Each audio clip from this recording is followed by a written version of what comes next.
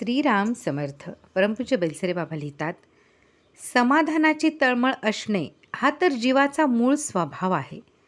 समाधान मिळाले की जीव शांत होतो. एक शांती देहबुद्धीची असते तर दुसरी शांती आत्मबुद्धीची असते. वांछित विषय मिळाला की हर्ष होतो. हर्ष ओसरला की जीव तात्पुरता शांत होतो. देहबुद्धीच्या या शांतीहून आत्मबुद्धीची शांती काही निराळीच असते.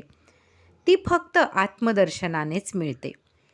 जीवाचे शिवाशी ऐक्य होऊन अनुभवास येणारी आत्मरती म्हणजे समाधान होय. जगामध्ये ईश्वरपणाने राहणारा आत्मा हृदयात शिवरूपाने वास करतो. जोपर्यंत त्याच्या असण्याचे भान नसते तोपर्यंत त्याच्याशी जीवाचे वेगळेपण असते. वेगळेपणामुळे जीवाला चैन पडत नाही. जीवाचे शिवाशी तादात्म्य झाले की जीवाला जीवपणा उरत नाही. जीवपणा संपला की तो पूर्ण समाधान पावतो.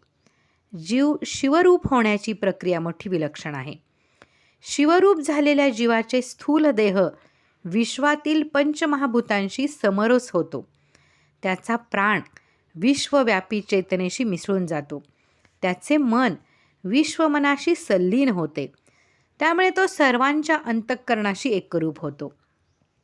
त्याची बुद्धी देहबुद्धी न राहता आत्मबुद्धी बनते. अर्थात जगातील सर्व ज्ञानाची मालकी त्याच्याकडे येते. त्याला जाणायचे काही शिल्लक उरत नाही. तो मूर्तिमंत समाधान होतो. समाधान आनंदरूप असते खरे, पण तो निर्वाण पदाचा शांत आनंद असतो. विषयभोगाचा आनंद उच्छृंखल आणि उल्हासपूर्ण असतो. उलट समाधान मौनी, खोल व गंभीर असते. समाधानी पुरुष खरोखर समुद्रासारखा असतो. बाहेरून जे काही येते ते आत्मसात करायचे हे त्याचे सहज वागणे असते. बाहेर काहीही व कितीही उलथापालथ झाली तरी समुद्र आपल्या अवस्थेत ढळत नाही. समाधान पावलेल्या पुरुषाच्या जीवनात नाना प्रकारचे शुभाशुभ प्रसंग आले तरी तो ते सारे शांतपणे गिळतो.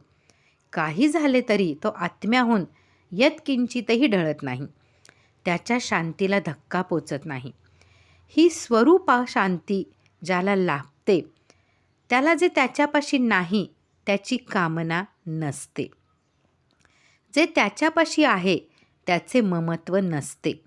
कोणापासूनही आणि कशापासूनही त्याला सुखाची अपेक्षा नसते. स्वतःच्या व्यतिरिक्त त्याला अन्य काही जाणवत नाही. म्हणून तो खरे अद्वैत अनुभवतो. आपण जिवंत आहोत हे जसे अंतःप्रेरणेने कळते तसेच जीवाशिवाचे ऐक्य झाल्याने उदय पावणारे समाधान ज्याचे त्यालाच कळते. तेथे शब्द लटके पडतात व कल्पना पराभूत होते. समाधान जसे रसस्वरूप असते तसेच ते ज्ञानस्वरूप पण असते. आत्म्याचे सौंदर्य पाहून जीव स्वतःला हरवतो. आत्म्याचे ज्ञान होऊन ज्ञाता स्वतःच मरून जातो. केवळ ज्ञान उरते. येथे उघड्या डोळ्यांनी मीचे मरण पाहावे लागते. आत्म्याशीच रमण्याची ही ब्राह्मी स्थिती जीवनमुक्ती म्हणून प्रसिद्ध आहे.